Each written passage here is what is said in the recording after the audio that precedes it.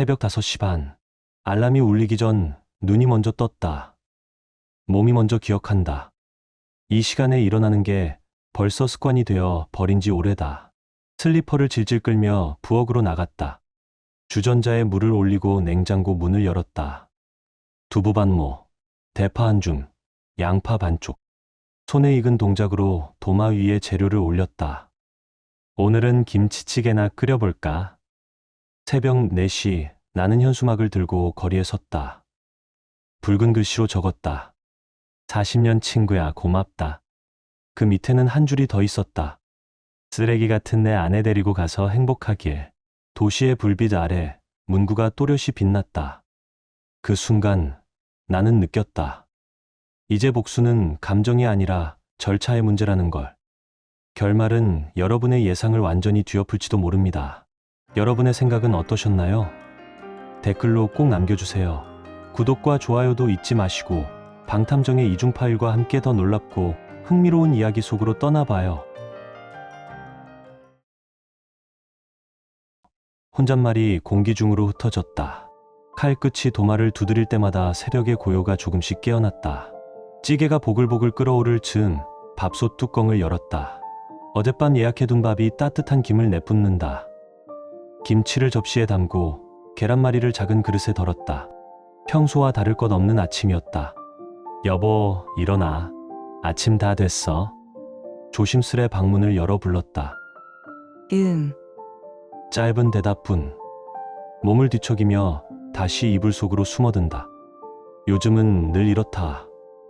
예전엔 고마워라는 한마디라도 있었는데 이제는 그마저도 사라졌다. 그래도 아들 지우는 다행이었다. 대학생이지만 아침은 거르지 않는다. 아빠, 수고하셨어요. 오늘 수업 많아? 네, 오후까지요. 짧은 대화가 전부다. 무엇을 더 물어야 할지 모르겠다. 아이의 세계는 이제 나와는 다른 행성처럼 멀다. 7시, 출근 시간이다. 잠실 아파트 단지를 나서면 언제나 같은 냄새가 난다. 커피향, 차 매연, 그리고 겨울 공기의 냉기. 25년째 다니는 회사. 이제는 몸이 먼저 출근 순서를 기억한다. 사무실 불을 켜고 자리에 앉으면 하루가 시작된다. 나는 생산팀 팀장. 회사 안에서는 아직 나라는 이름이 필요하다. 팀장님, 오늘 납기 맞춰야 하는 물건이 있습니다. 알겠어. 야근 각오하고 끝내자. 일 이야기만큼은 여전히 자신 있다. 적어도 일할 땐 내가 살아있는 느낌이었다. 점심시간, 항상 같은 자리, 같은 얼굴. 그중엔 고등학교 때부터 함께한 친구, 최영민이 있다. 도연아, 요즘 어때? 집은 괜찮고? 뭐, 그냥 그렇지. 사는 게 다 그렇지. 나는 웃었지만 영민의 얼굴엔 묘한 그림자가 드리워져 있었다. 뭔가 말하고 싶은데 끝내 삼키는 표정이었다. 근데 이정희 씨는 잘 지내? 갑작스러운 질문에 잠시 멈칫했다. 하지만 오래된 친구의 관심이라 여겨 대수롭지 않게 넘겼다. 약국 다니고 집 정리하고 뭐 늘 똑같지. 그 대답으로 대화는 끝났다. 퇴근 후 집에 들어서면 불은 이미 켜져 있다. 오늘 힘들었어? 응. 저녁은? 아무거나. 그게 부부의 대화 전부였다. 예전엔 서로 하루 있었던 일을 나누곤 했는데 언제부턴가 말이 끊겼다. 밤이 되면 각자 스마트폰만 바라본다. 이정희는 요즘 유난히 휴대폰을 손에서 놓지 않는다. 가끔 혼자 웃고 메시지를 보내고 다시 미소 짓는다. 누구랑 연락해? 약국 동료들이야. 그럴 수도 있겠지 싶었지만 마음 한켠이 이상하게 걸렸다. 잠자리에 들면 그녀는 이미 등을 돌린다. 등 너머로 흐르는 냉기가 점점 짙어졌다. 그땐 몰랐다. 그 냉기가 곧 균열의 시작이 될 줄은. 예전엔 잠들기 전이라도 몇 마디 대화를 나누곤 했다. 요즘은 각자 불을 끄고 각자 꿈속으로 흩어진다. 이게 결혼일까? 가끔 그런 생각이 든다. 하지만 그때까지만 해도 믿었다. 이게 평범한 중년 부부의 삶이라고. 주변 친구들도 다 비슷하다고 했다. 부부는 원래 그렇게 살아. 기대하지 마. 그래서 나도 스스로를 속였다. 평범함이라 믿었던 그 일상 뒤에 균열이 자라고 있다는 걸.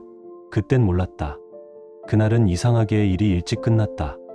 급한 주문이 취소돼서 야근을 안 해도 됐다. 버스 창문 밖으로 저녁 햇살이 기울었다. 잠실 사거리에서 내려 집으로 걷는데 익숙한 간판이 눈에 들어왔다. 카페 리오. 이정희가 가끔 친구들과 커피를 마신다고 했던 곳이다. 유리창 너머로 보이는 실루엣 하나가 시선을 붙잡았다. 그녀였다. 이정희. 하지만 혼자가 아니었다. 맞은편 남자의 어깨선을 보는 순간 숨이 막혔다. 최영민이었다. 내 40년 친구. 둘은 테이블 사이를 좁히며 앉아 있었다. 멀리서 봐도 서로의 숨결이 닿을 만큼 가까웠다. 이정희는 집에서 본 적 없는 미소를 짓고 있었다. 그 표정은 너무도 밝고 너무도 낯설었다.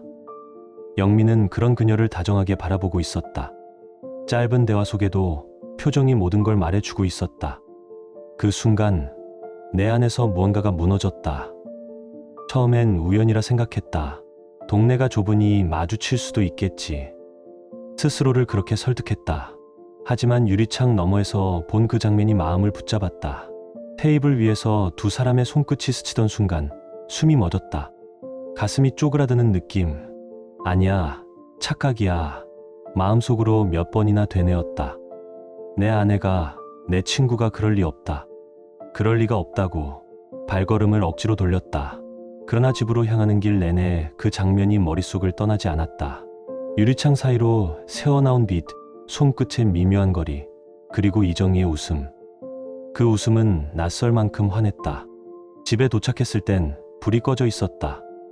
이정희는 아직 돌아오지 않았다. 30분쯤 지나 문이 열리더니 익숙한 목소리가 들렸다. 벌써 왔네. 오늘 일찍 끝났어? 응. 일이 일찍 끝났어. 너는 어디 갔다 왔어? 약국 끝나고 친구들이랑 커피 마셨어. 친구들이라 했다. 하지만 내 눈엔 단 한 사람만 보였다. 카페 리오야. 거기 커피 맛있더라. 묻지도 않았는데 먼저 장소를 말했다. 그 말투엔 묘한 여유가 섞여 있었다. 마치 숨길 게 없다는 듯한 의도적인 말투였다. 거기 나도 지나가다 봤어. 그 한마디에 그녀의 표정이 순간 굳었다. 그건 분명히 봤다. 그러나 이내 평정을 되찾으며 말했다. 맞아. 그 간판 말이지. 다행히 내가 두 사람을 봤다는 건 모르는 눈치였다. 그날 밤 잠이 오지 않았다. 눈을 감으면 카페 유리창 너머로 비치던 두 사람의 그림자가 떠올랐다. 혹시 내가 잘못 본 걸까? 정말 우연이었을까? 그런데 아무리 생각해도 이정희의 웃음이 계속 맴돌았다. 집에서는 단 한 번도 본 적 없는 밝은 얼굴. 그 웃음 하나가 나를 괴롭혔다. 다음날 회사 복도에서 영민을 마주쳤다. 어제 뭐 했어? 별거 없지. 그냥 집에 있었어. 너무도 자연스러운 거짓말이었다. 그의 목소리는 평소보다 낮았고 눈빛은 피곤했다. 점심자리에서도 그는 내 시선을 피했다. 젓가락을 내려놓으며 물었다. 이정희 씨는 요즘 어때? 건강하시지? 또다시 아내 얘기였다. 나는 웃음을 삼켰다. 그냥 그래. 근데 왜 자꾸 우리 집 사람 얘기만 해? 그냥 오래 알아서 그래. 짧은 대답. 그러나 그 짧음 속에 뭔가 섞여 있었다. 죄책감인지 불안인지 땅의 공기가 그 순간 멎은 듯했다. 집에 돌아와서도 마음은 가라앉지 않았다. 이정희를 유심히 바라봤다. 무심한 척했지만 눈은 계속 그녀의 손끝을 쫓았다. 스마트폰을 놓지 않았다. 메시지가 오면 급히 확인했고 잠시 미소를 지었다. 누구한테 연락이 그렇게 자주 와? 약국 동료들이야. 자연스러운 대답이었지만 이상하게 들렸다. 약국 동료들과 저녁마다 메시지를 주고받을 이유가 있을까? 그날 이후 외출이 잦아졌다. 전에는 드라마를 보며 시간을 보내던 사람이었는데 요즘은 이유 없이 나가려 했다. 어디 가? 마트 좀 같이 갈까? 됐어. 금방 갔다 올 거야. 혼자 나가는 게 당연해졌다. 거짓말이라는 걸 알면서도 일부러 모르는 척했다. 내 안에서는 이미 모든 조각이 맞춰지고 있었지만 그걸 이심이라 부르기 싫었다. 아직 내 눈으로 본 건 커피 한 잔뿐이었다. 그래서 스스로에게 말했다. 아직은 아니다. 그럴 리가 없다고 끝내 믿고 싶었다. 일주일이 흘렀다. 이정희는 조금씩, 그러나 분명히 달라졌다. 외출 전에는 거울 앞에 서서 한참을 머물렀다. 화장은 더 세밀해졌고 향수도 바뀌었다. 집에서는 한 번도 뿌리지 않던 향이었다. 그 향이 공기 속에 스며들 때마다 낯선 사람 하나가 우리 집 안으로 들어오는 듯했다. 스마트폰도 달라졌다. 항상 화면을 엎어두었고 알림이 울려도 바로 보지 않았다. 내가 시선을 돌리면 그제야 몰래 확인했다. 그 사소한 움직임 하나하나가 나를 흔들었다. 내 안 어딘가에서 뜨거운 것이 끓어올랐다. 이제는 직접 확인해야 했다. 눈으로 확실히. 그날은 금요일이었다. 일부러 퇴근을 늦췄다. 이정희가 퇴근 후 어디로 향하는지 그걸 알아야 했다. 먼저 한남동 약국으로 갔다. 시계는 6시를 조금 넘기고 있었다. 문은 이미 닫혀 있었다. 평소라면 5시 반이면 퇴근이라 했으니 이상할 건 없었다. 하지만 그 이후의 시간 그녀는 어디에 있을까? 직감이 내 발을 끌었다. 청담 쪽으로 향하는 길, 가게 불빛 사이로 익숙한 간판이 보였다. 카페 리오. 유리창 너머로 그녀가 있었다. 그리고 그 맞은편에는 역시나 최영민. 이번에는 멀리서 보지 않았다. 좀 더 가까이 다가갔다. 커피향 사이로 그들의 웃음이 섞여 들려왔다. 영민의 손이 테이블 위로 올라와 이정희의 손등을 덮었다. 그녀는 그 손을 뿌리치지 않았다. 그 짧은 순간 모든 것이 확실해졌다. 심장이 터질 듯 뛰었다. 손끝이 떨리고 숨이 막혔다. 정말이구나. 하지만 한편으로는 아직도 바보 같은 희망이 남아 있었다. 혹시 내가 잘못 본 건 아닐까? 눈앞의 진실을 끝까지 부정하고 싶었다. 겨울 저녁에 찬바람이 뺨을 때렸지만 한참 동안 그 자리에 서 있었다. 시간이 얼마나 흘렀을까? 1시간쯤 지나자 두 사람이 나왔다. 서로의 어깨가 닿을 만큼 가까웠다. 영민이 문을 열어주자 이정희는 익숙한 웃음으로 그의 팔을 잡았다. 그 표정엔 망설임이 없었다. 오랜 연인처럼 자연스러웠다. 차가 출발하자 나는 본능적으로 택시를 세웠다. 저 차 따라가 주세요. 너무 가까이 말고요. 기사는 거울로 나를 한 번 쳐다봤지만 아무 말도 하지 않았다. 창밖으로 청담의 불빛이 미끄러지듯 흘렀다. 가슴이 요동쳤다. 예감은 틀리지 않았다. 차는 압구정 한강변의 비즈니스 호텔로 향했다. 호텔 주차장 앞에서 그들의 차가 멈췄다. 나는 맞은편 인도에 내렸다. 가로등 아래 두 사람의 그림자가 선명했다.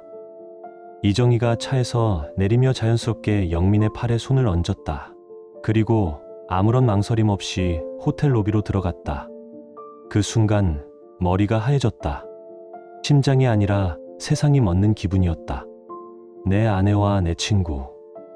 20회를 함께한 사람과 40회를 믿어온 사람이 같은 장면 속에서 나를 무너뜨렸다. 다리에 힘이 풀렸다. 주저앉을 뻔했다. 찬 공기가 목을 조였지만 아무 감각도 없었다. 그냥 걷기 시작했다. 무작정 방향도 없이 집으로. 집은 텅 비어 있었다. 지우는 친구들과 약속이 있다며 나가 있었다. 탁에 앉으니 정적이 내려앉았다. 방 안에는 오직 시계 초침 소리만 들렸다. 그리고 내 머릿속엔 같은 장면이 계속 재생됐다. 이게 현실인가? 믿고 싶지 않았다. 하지만 부정할 수 없었다. 내 눈으로 봤으니까 그날의 모든 것이 나를 짓눌렀다. 피처럼 끓어오르는 배신감, 숨이 막혀 오던 고통, 그동안 쌓아 올린 삶이 한순간에 조롱으로 바뀌었다. 밤 9시쯤 현관문이 열렸다. 벌써 왔네. 오늘도 일찍 끝났어. 그녀는 아무 일 없는 사람처럼 말했다. 방금 전까지 다른 남자와 호텔에 있었을 텐데 눈빛 하나 흐트러지지 않았다. 응. 너는 어디 갔다 왔어? 친구들이랑 저녁 먹었어. 좀 늦었지? 또 거짓말이었다. 그래, 맛있게 먹었어? 응. 대화는 거기서 끊겼다. 분노가 속에서 부글거렸지만 나는 참고 있었다. 아직 감정으로 무너질 때가 아니었다. 이성을 잃으면 모든 걸 잃는다. 그날 밤 천장을 보며 잠들지 못했다. 생각이 계속 이어졌다. 이혼을 택할 것인가, 폭로할 것인가, 아니면 모른 척하며 살 것인가. 분노와 허무가 동시에 몰려왔다. 새벽녘, 하나의 결론이 남았다. 감정으로 끝내지 말자. 이제부터는 계산으로 가자. 확실한 증거를 모으기로 했다. 법정에서 부정할 수 없는 사진과 영상, 통화 기록 같은 것들. 그리고 냉정한 방식의 복수. 소리를 지르거나 주먹을 휘두르는 것이 아니라 절차로 무너뜨리는 복수. 그게 내가 지킬 수 있는 최소한의 자존심이었다. 다음날 토요일, 이정희가 마트 좀 다녀올게 하고 집을 나서자 나는 컴퓨터 앞에 앉았다. 검색창에 불륜 증거 수집을 쳤다. 수십 개의 광고와 정보가 뜨는 가운데 한 사무소 이름이 눈에 들어왔다. 서현 탐정사무소. 전화기로 번호를 눌렀다. 여보세요.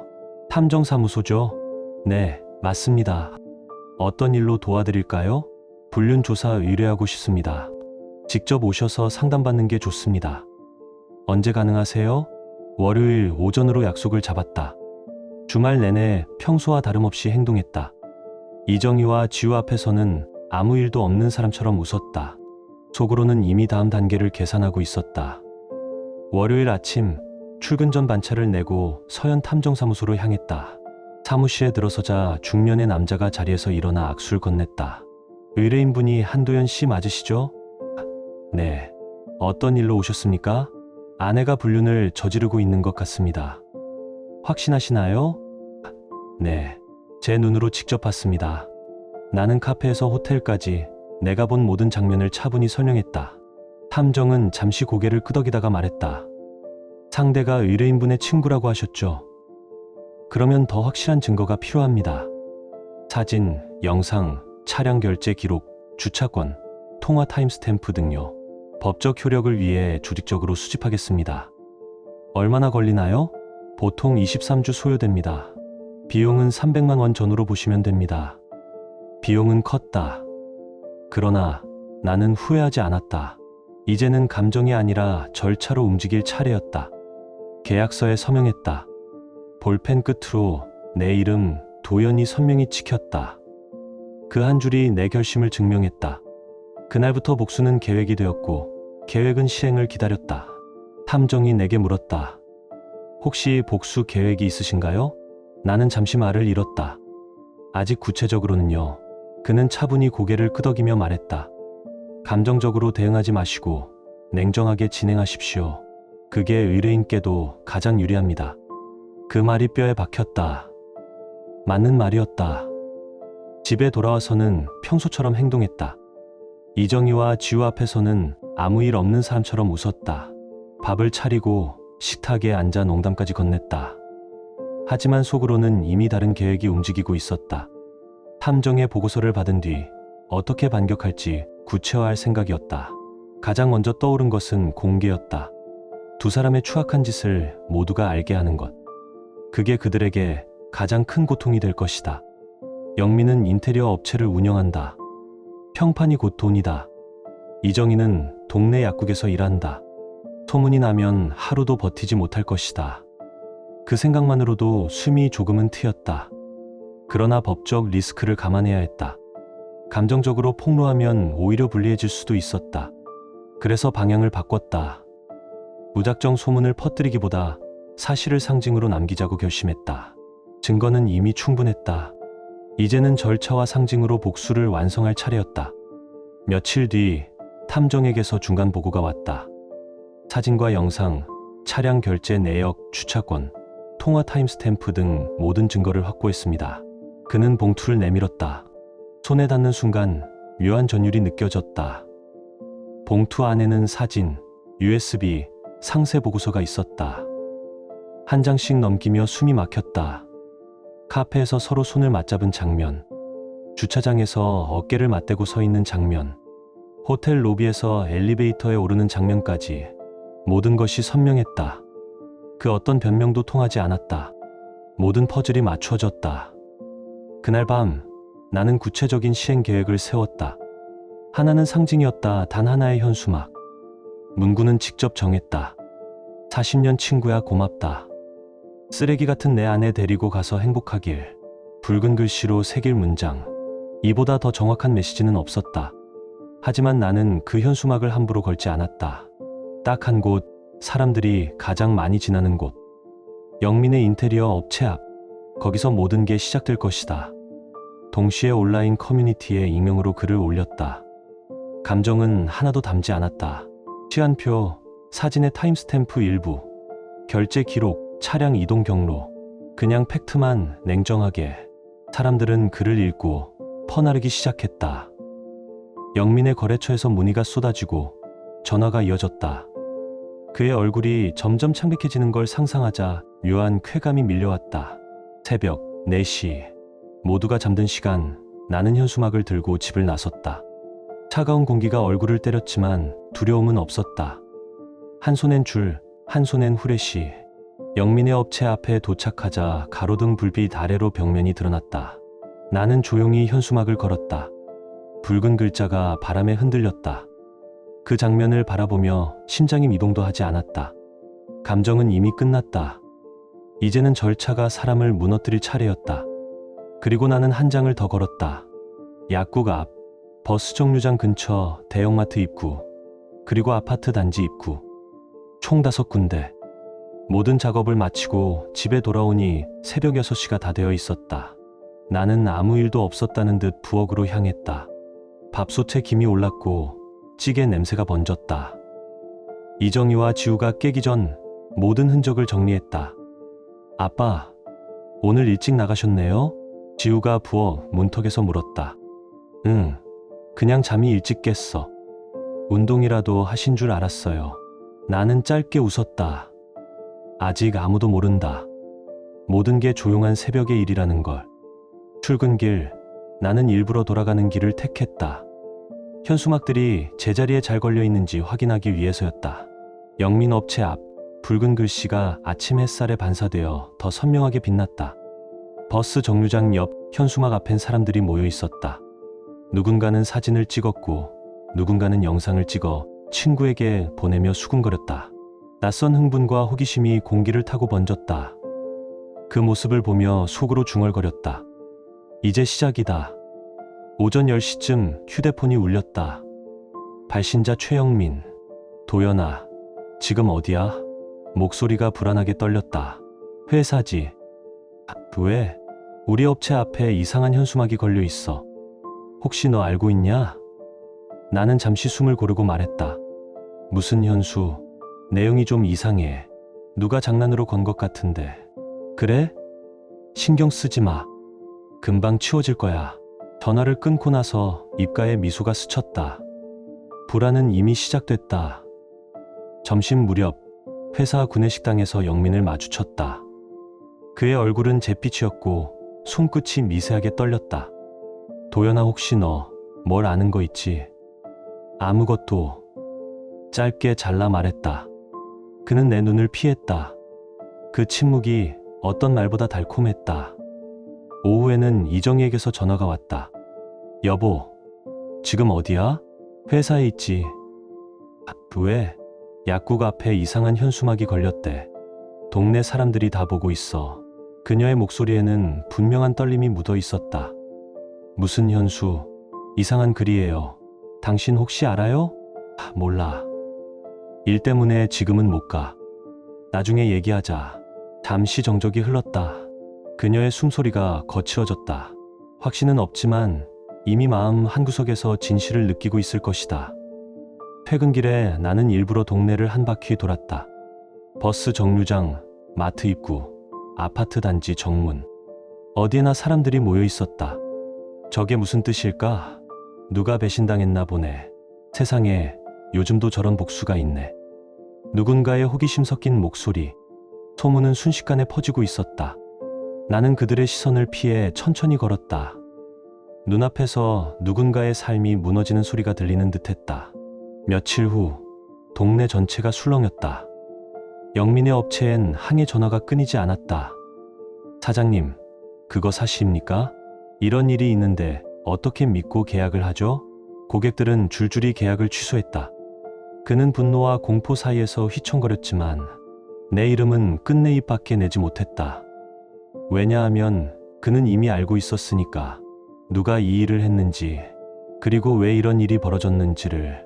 이정희가 일하는 약국에도 변화가 찾아왔다. 사람들은 그녀를 향해 속삭였고 직원들의 시선은 싸늘했다. 정희 씨, 요즘 무슨 일 있으세요?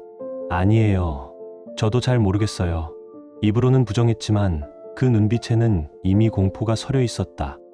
마치 스스로가 어떤 심판을 기다리고 있는 사람처럼. 일주일이 지나자 상황은 걷잡을 수 없게 번졌다.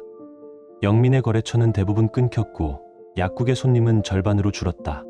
사람들은 마트에서, 카페에서, 심지어 미용실에서도 현수막 이야기를 했다. 40년 친구라니 우리 동네 사람이네.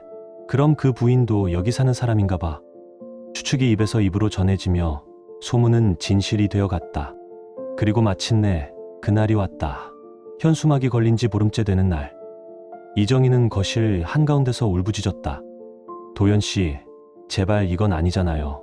나는 신문을 내려놓았다. 무슨 얘기야? 당신이 한 거죠? 그 현수막. 맞잖아요. 그녀의 목소리는 떨리고 눈은 벌겋게 충혈되어 있었다. 무슨 현수막 말이야? 이제 와서 모르는 척하지 말아요. 분명히 당신이 한 거예요. 증거라도 있어? 증거가 어디 필요해요? 상황을 보면 다 알 수 있잖아요. 그녀는 울먹이며 소리쳤다. 하지만 나는 오히려 평온했다. 그럼 묻자. 왜 그런 현수막이 걸렸을까? 뭐라고요? 이유가 있으니까 걸린 거 아니야? 그냥 생긴 일은 없어. 그녀의 입술이 파르르 떨렸다. 나는 조용히 마지막 말을 꺼냈다. 최영민이랑 호텔에 간 거 다 봤어. 그 순간 이정희의 얼굴에서 피가 가셨다. 언제부터 알았어요? 처음 카페에서 본 날부터. 그리고 탐정을 고용했지. 사진도, 영상도 다 있어. 그녀는 주저앉았다.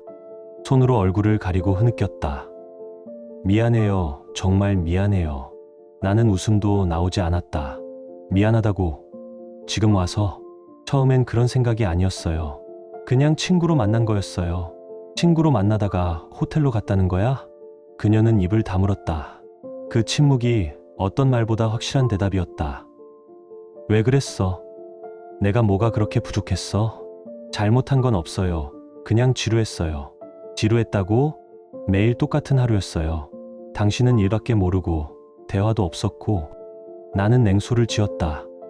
그게 바람필 이유가 돼? 아니에요. 변명할 수 없어요. 그녀는 고개를 숙이고 울었다. 그 울음은 죄책감이라기보다 들킨 사람의 공포에 가까웠다. 나는 잠시 그녀를 바라보다가 말했다. 그래서 이제 어떻게 할 건데? 용서해 주세요. 다시 시작해요. 다시. 영민이랑은 완전히 끝냈어요. 다시는 그런 일 없을 거예요. 당신이랑만 살고 싶어요. 그 말에 웃음이 났다. 비웃음이었다. 이제 와서 나를 몇 년 동안 바보로 만든 사람이 정말 후회하고 있어요. 후회는 현수막이 걸린 다음에 하는 거야. 그녀는 아무 말도 하지 못했다. 그 순간 집 안은 숨소리 하나 없이 고요했다. 그녀의 울음이 그 고요 속에서 천천히 부서졌다. 그 울음이 멈출 때까지 나는 아무 말도 하지 않았다. 이미 모든 답은 나와 있었으니까. 그때 지우가 집으로 들어왔다. 엄마, 왜 울어요? 아무것도 아니야. 아빠, 무슨 일 있어요? 나는 천천히 대답했다. 나중에 얘기하자. 그 한마디로 우리 셋 사이의 공기는 완전히 식어버렸다. 다음날 아침, 이정희는 약국에 사직서를 냈다. 더는 사람들의 시선을 견딜 수 없었던 것이다. 그녀가 일하던 자리에는 이미 소문이 퍼져 있었다. 영민도 비슷했다. 인테리어 업체의 거래처가 하나둘 끊기며 결국 문을 닫았다. 두 사람의 세상이 동시에 무너지고 있었지만 나는 그 광경을 담담히 지켜볼 뿐이었다. 며칠 뒤 영민에게서 전화가 왔다. 도연아, 한 번만 보자. 만나서 뭐 하게. 사과하고 싶다. 제발 한 번만. 잠시 망설였지만 결국 받아들였다. 서울 외곽의 조용한 카페에서 마주 앉았다. 그의 얼굴은 초라했고 마치 수십 년이 한꺼번에 내려앉은 사람처럼 보였다. 손끝은 떨렸고 목소리는 갈라져 있었다. 미안하다. 도연아. 그는 고개를 숙였다. 40년 친구가 이럴 줄은 몰랐어. 어떻게 해야 용서받을 수 있을까? 나는 피식 웃었다. 용서. 그 단어가 혀끝에서 씁쓸하게 흘러나왔다. 너 때문에 내 인생이 무너졌는데 그걸 사과 한마디로 덮을 수 있을 것 같아? 그는 아무 말도 못했다. 눈가가 떨리고 숨을 몰아쉬었다. 정말 미안해. 미안하다는 말, 그건 내가 할 자격이 없어. 이제 우리는 남이야. 다시는 내 앞에 나타나지 마. 그는 울먹이며 자리에서 일어났다. 그렇게 40년의 우정이 끝났다. 집에 돌아오니 이정희가 기다리고 있었다. 붉게 부은 눈으로 말했다. 여보, 제발 한 번만 기회를 주세요. 나는 잠시 그녀를 바라보다가 낮게 말했다. 기회는 20해 동안 충분히 줬어. 이번이 정말 마지막이에요. 이혼하자. 그녀의 어깨가 무너져 내렸다. 그 한마디로 20년의 결혼이 종결되었다. 이혼 절차는 생각보다 빨랐다. 탐정이 모은 자료가 모든 걸 명확히 증명해 주었다. 법정은 나에게 유리하게 흘렀고 재산 분할에서도 대부분을 가져올 수 있었다. 하지만 그보다 더 무거운 건 지우에게 진실을 말하는 일이었다. 저녁 식탁에서 나는 조용히 말했다. 지우야, 아빠랑 엄마는 이혼하게 됐어. 정말 이혼하세요? 그래. 왜요? 엄마가 다른 남자와 바람을 피웠어. 지우의 얼굴이 하얗게 질렸다. 그게 진짜예요? 그래. 아빠도 믿고 싶지 않았지만 사실이야. 잠시 침묵이 흘렀다. 그리고 지우가 조용히 물었다. 그럼 저는 어떻게 해야 해요? 내가 선택해. 엄마랑 살고 싶으면 엄마랑, 아빠랑 살고 싶으면 아빠랑. 오랜 고민 끝에 지우는 말했다. 아빠랑 살래요. 그 말에 나는 처음으로 눈물이 났다. 분노도 복수도 아닌 인간으로서의 눈물이었다. 엄마를 용서할 순 없지만 그래도 아빠가 혼자 사는 건 싫어요. 그 말이 내 심장을 쳤다. 나는 그저 고개를 끄덕였다. 그 순간 지우가 내게 준 건 위로이자 구원이었다. 며칠 뒤 이혼이 확정되었다. 이정희는 짐을 싸며 울었다. 정말 후회해요. 하지만 나는 단호했다. 내가 선택한 결과야. 이제 감당해. 문이 닫히는 소리가 유난히 길게 울렸다. 그렇게 20년의 결혼 생활이 끝났다. 한 달 뒤 나는 거울 앞에 섰다. 눈 밑에 그늘이 여전히 남아 있었지만 표정은 달라져 있었다. 이제는 무너진 남자가 아니라 다시 걸어가려는 인간의 얼굴이었다. 첫 번째로 바꾼 건 몸이었다. 그동안 일과 가족에 묶여 있고 살았던 나 자신을 되찾기로 했다. 집 근처 헬스장에 등록했다. 처음 운동하시는 거예요? 트레이너가 물었다. 네, 거의 20년 만이네요. 천천히 하세요. 무리하시면 안 돼요. 그 말이 이상하게 마음에 남았다. 운동뿐 아니라 인생에도 꼭 필요한 조언 같았다. 아침엔 출근 전 1시간, 저녁엔 퇴근 후 또 1시간씩 운동했다. 처음엔 몸이 버텨주지 않았다. 10분만 뛰어도 숨이 차고 팔은 후들거렸다. 하지만 멈추지 않았다. 조금씩, 아주 조금씩 나아졌다. 줄어드는 뱃살, 단단해지는 어깨, 거울 속의 변화. 그 변화가 내게 유일한 희망이었다. 한 달쯤 지나자 확실히 달라졌다. 얼굴빛이 밝아지고 어깨가 펴졌다. 아빠, 완전 젊어지셨어요. 지우가 놀란 듯 웃으며 말했다. 그래, 아빠도 그렇게 느껴. 요즘은 웃는 얼굴이 많아요. 그 말이 괜히 따뜻하게 들렸다. 운동을 시작하고부터 마음이 가벼워졌고 몸의 변화보다 더 큰 건 마음의 여유였다. 회사에서도 사람들의 반응이 달라졌다. 팀장님, 요즘 진짜 젊어 보이세요. 운동 효과인가 봅니다. 좋은 일 있으신가요? 새로운 시작을 했다고 보면 되겠네요. 예전엔 하루가 버텨야 하는 시간이었지만 이제는 살아있는 하루로 바뀌고 있었다. 그런 어느 날 뜻밖의 만남이 찾아왔다. 운동을 마치고 들른 카페에서였다. 카운터 너머에서 한 여성이 나를 보고 미소 지었다. 어머, 한도연 씨 아니세요? 네. 아, 안녕하세요. 저 박미라예요. 기억 안 나세요? 지우 중학교 때 같은 반이었던 준우 엄마요. 아, 박준우 어머니시군요. 학부모 모임에서 몇 번 마주쳤던 얼굴이었다. 여기서 일하세요? 네. 이 카페 제가 운영해요. 몰랐네요. 커피 한잔 하고 가세요. 서비스로 드릴게요. 괜찮습니다. 그냥 받으세요. 오랜만이잖아요. 결국 나는 커피를 받아들고 자리에 앉았다. 잠시 후 미라 씨도 커피를 들고 내 맞은편에 앉았다. 요즘 어떻게 지내세요? 그냥 평범하게요. 지우는 대학생 됐죠? 네, 잘 지내요. 정희 씨는요? 요즘 못 본 것 같아요. 잠시 말이 막혔다. 저희 이혼했어요. 어머, 죄송해요. 모르고 여쭤봤네요. 괜찮아요. 많이 힘드셨겠어요. 처음엔 그랬는데 이제는 괜찮아요. 미라 씨가 고개를 끄덕이며 부드럽게 말했다. 새로운 시작이라고 생각하세요. 인생은 아직 길잖아요. 그 말이 마음 깊이 남았다. 이야기를 나누다 알게 된 사실 하나. 미라 씨 역시 혼자였다. 남편을 병으로 잃은 지 5년째라고 했다. 처음엔 정말 힘들었어요. 그런데 시간이 지나니까 혼자 사는 것도 나쁘지 않더라고요. 그럴 것 같아요. 특히 카페를 하면서 삶의 의미를 다시 찾았어요. 좋은 일 하시네요. 1시간쯤 이야기를 나누고 자리에서 일어났다. 다음에도 꼭 들러주세요. 네, 그럴게요. 밖으로 나오자 겨울 햇살이 부드럽게 비쳤다. 오랜만에 마음이 따뜻해지는 기분이었다. 집으로 돌아가는 길, 발걸음이 가벼웠다. 억지 미소가 아니라 진심으로 편안한 대화였다. 그 후로 나는 일주일에 2~3번씩 그 카페를 찾았다. 운동 후 커피 한 잔을 마시기에 딱 좋은 곳이었다. 미라 씨와도 조금씩 가까워졌다.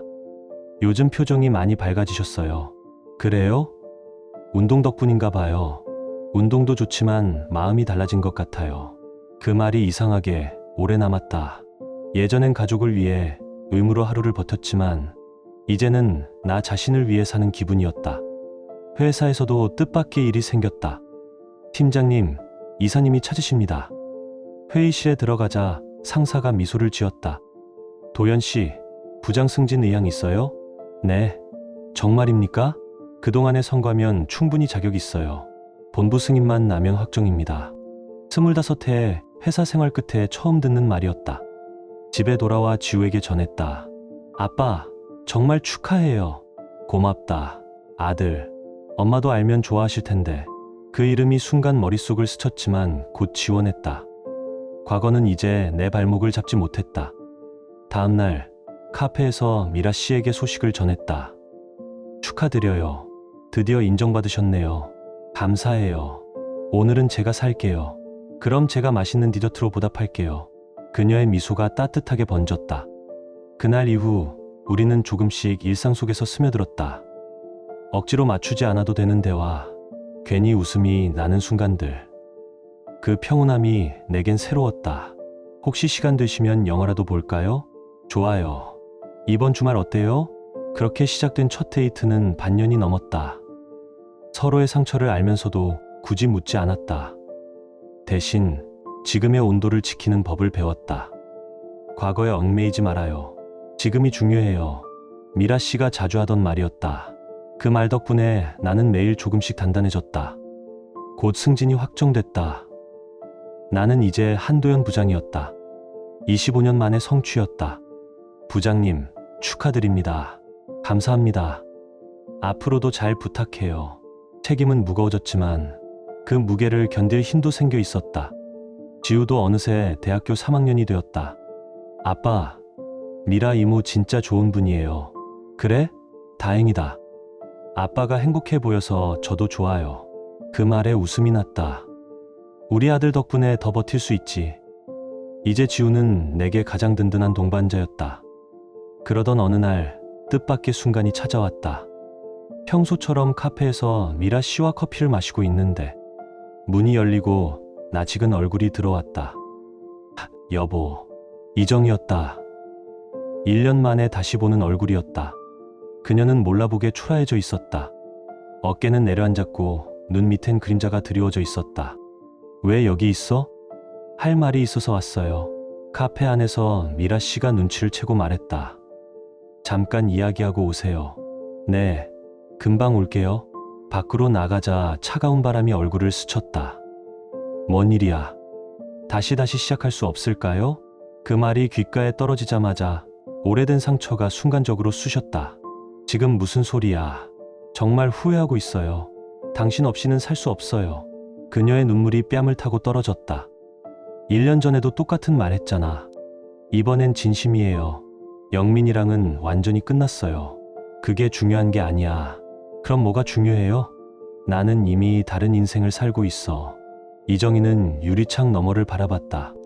안쪽에는 커피잔을 정리하는 미라 씨의 모습이 비쳤다. 저 여자 때문이에요? 그런 게 아니야. 그럼 왜 나를 밀어내요? 난 이미 너와의 인생을 정리했어. 한 번만, 제발 한 번만 기회를 주세요. 기회는 이미 다 줬어. 넌 그걸 버렸잖아. 당신도 한때는 나를 사랑했잖아요. 맞아. 한때는. 그녀의 얼굴이 완전히 무너졌다. 정말 안 되는 거예요? 안 돼. 이제 나는 나 자신을 지키는 사람으로 살 거야. 이정희는 고개를 떨구었다. 당신 정말 변했네요. 변한 게 아니라 제자리를 찾은 거야. 그녀는 한참을 서 있다가 천천히 돌아섰다. 그동안 고마웠어요. 그 말이 마지막이었다. 카페로 돌아오자 미라 씨가 걱정스러운 얼굴로 나를 맞았다. 괜찮으세요? 네, 괜찮아요. 힘든 일이었죠? 이제 정말 끝난 것 같아요. 미라 씨는 잠시 나를 바라보다가 조용히 말했다. 끝이 아니라 새로운 시작이라고 생각하세요. 그 말이 이상하게 오래 남았다. 그날 밤 집 창밖으로 한강 위에 초승달이 걸려 있었다. 20년을 함께했던 사람과의 인연이 완전히 끝났다는 실감이 들었다. 차가운 바람이 불었지만 마음 한켠은 오히려 편안했다. 이제 진짜 내 인생이야. 혼잣말처럼 중얼거리며 웃었다. 지난 인연을 돌아보면 모든 게 지나갔다. 배신, 분노, 복수, 그리고 재생. 처음엔 오로지 복수만이 목적이었다. 이정희와 영민이를 무너뜨리는 것. 그게 전부라고 믿었다. 하지만 결국 깨달았다. 진짜 복수는 그들보다 더 단단해지는 나 자신이었다. 영민은 모든 걸 잃고 다른 지역으로 떠났다고 했다. 이정희도 동네를 떠나 어딘가에서 새 삶을 살고 있겠지. 그들이 어떤 벌을 받든 이제 상관없었다. 그들의 이름조차 내 하루에 더 이상 닿지 않았다. 55세의 새로운 시작. 쉽지 않았지만 불가능하지도 않았다. 운동으로 몸을 되찾고 승진으로 자존심을 세우고 그리고 미라 씨를 통해 다시 사람을 믿는 법을 배웠다. 지우는 이제 어른이 되어 조용히 나를 응원해주는 가장 든든한 존재가 되어 있었다. 며칠 뒤 미라 씨와 함께 북한산에 올랐다. 단풍이 절정이었다. 붉게 물든 산등성이 사이로 부드러운 햇살이 비쳤다. 요즘 정말 행복해 보여요. 저도 그렇게 느껴요. 과거를 완전히 놓으신 것 같아요. 그래야 미래가 보이더라고요. 정상에서 바라본 도시는 유리처럼 맑았다. 인생이 이렇게 아름다울 줄 몰랐어요. 미라 씨의 말에 고개를 끄덕였다. 앞으로도 함께 이런 풍경 많이 봐요. 네, 꼭 그렇게 할게요. 하산길, 나는 생각했다. 이제는 누구의 시선에도 얽매이지 않고 살 수 있을 것 같다고. 복수는 끝났고 배신한 사람들은 저마다의 길을 걷고 있다. 그리고 나는 비로소 나의 길 위에 서 있었다. 이제야 알겠다. 삶에서 가장 중요한 건 누구를 용서하느냐가 아니라 나 자신을 다시 사랑할 수 있느냐였다. 55세의 새로운 시작, 앞으로 남은 30년. 그 시간을 어떻게 채워갈지는 온전히 내 선택이다. 미라 씨와의 관계도 서두르지 않았다. 시간의 속도에 맞춰 서로의 삶 속에 자연스럽게 스며들었다. 기댐보다는 나란히 걷는 관계. 그게 지금의 우리에게 가장 어울렸다. 지우도 곧 대학을 졸업하고 스스로의 인생을 살아가게 될 것이다. 그때가 되면 정말로 홀로서기가 시작되겠지. 하지만 이제는 두렵지 않다. 혼자서도 충분히 행복할 수 있다는 걸 알게 됐으니까. 창밖을 바라보았다. 초승달이 유난히 밝게 빛나고 있었다. 잔잔한 한강 물결 위로 달빛이 흘렀다. 그 빛이 마치 내 안의 어둠을 조금씩 지워주는 듯했다. 새로운 시작이야. 조용히, 그러나 확실히 미소 지었다. 40년 친구의 배신, 20년 아내의 불륜, 그 모든 고통을 지나서야 나는 비로소 한도연이라는 이름의 삶을 되찾았다. 복수는 끝났지만 인생은 이제 시작이다.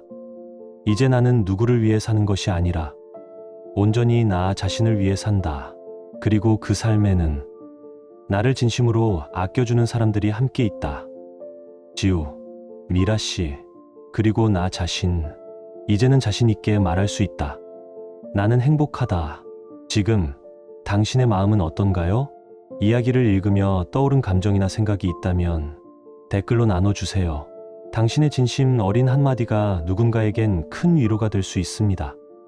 이 짧은 이야기 속에 작은 온기나 잊고 지낸 감정 하나라도 담겨 있었다면 그것만으로 이 이야기는 충분히 의미 있는 시간이었을 거예요.